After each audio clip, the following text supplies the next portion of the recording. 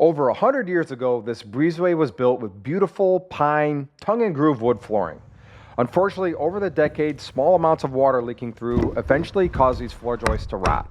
And today, we're gonna fix it.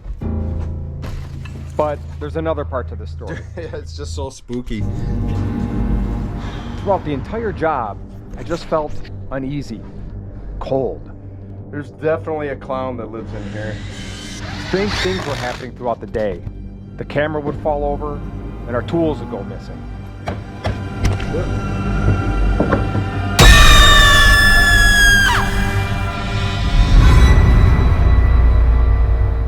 Oh, hey, welcome to another edition of the Dusty Builder, where we're enjoying passive income with rental properties. How old's this house? 100, 120. Yeah, 120-year-old house.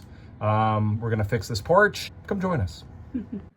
Houses built today, the floor joists sit on top of the foundation or on top of beams.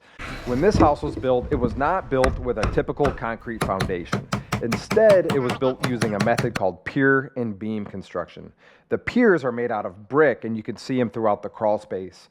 The beams are made of old growth oak trees, and they sit on top of the piers. Okay. Now, likely, the oak trees were cut down nearby and just dragged to the job site. Pretty damn right. That's almost To fix these floor joists, we're gonna do two methods. We're gonna build a little pony wall like you see we're doing here, and this is just gonna support these old joists. And then next, we're gonna screw new floor joists next to the old ones. Probably, let me see. check the thickness and cut it out for you. Yeah, thickness is good. Oh yeah, and then we'll just fire a couple screws under it. Do we just put that whole thing in there? Oh, probably. What do you think? Might not be, here, I'll show you. It needs to be cut down. Okay. I'll show you. Now, working on these old homes is actually really cool. You can still see the saw marks left over from the sawmill, and the lumber actually measures 2 inches thick by 10 inches wide. Then we're gonna go up there first. Yep. If you know anything about working in crawl spaces, you know that these areas are typically very damp, which makes them tough on wood. And that's why we're using pressure-treated lumber to sister the joist. The old joists lasted so long for two main reasons. Number one, they're made out of oak, which makes them very dense and very resilient.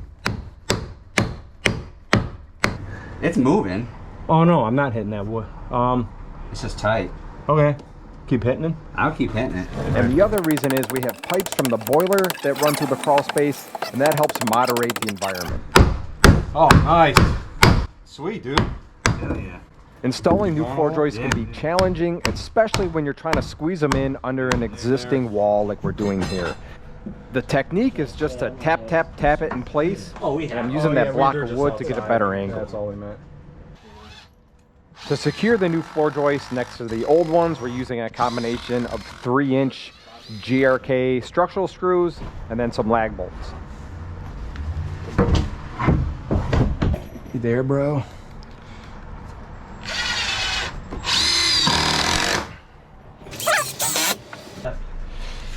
I bet it's 91 7/8. Yeah, we could do that again. Okay. So I have a confession to make. I don't actually think the crawl space is haunted. It was like 95 degrees out and humid, and we did keep losing things and making mistakes, but it's probably because we were dehydrated. Had nothing to do with being haunted. Although I do hate being down there. Dude, those are actually pretty sturdy. That first floor joist that we put in that went under the wall to your left, we're just making sure that everything's flat off of that joist.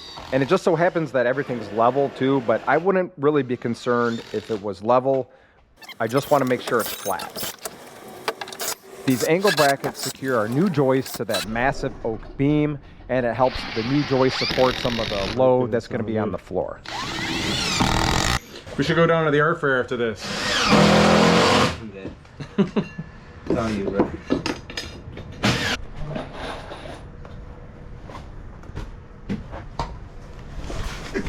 Oh, hey. Hey.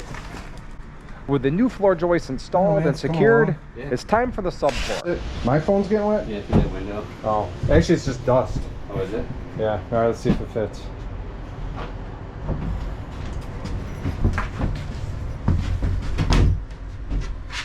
So we laid the plywood down and test fit it, but there was something in our way. It wouldn't lay flat.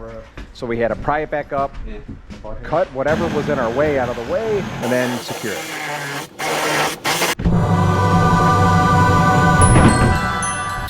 One of the last steps was to secure the subfloor.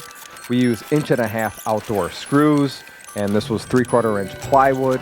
This is just gonna hold up better than OSB. This is a pretty high traffic area. I think I mentioned this is an investment property that I bought with my friend Greg. If you're interested in hearing more about that, like why we bought it or how our partnership works, let me know in the comment section. And no, I'm not trying to sell you anything. I don't have a course to sell you.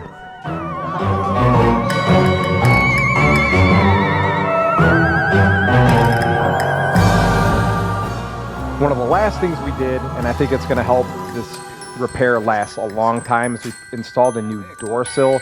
It's out of pressure treated pine and extends past the opening, and it's going to keep everything nice and dry. And here's a look at the finished product.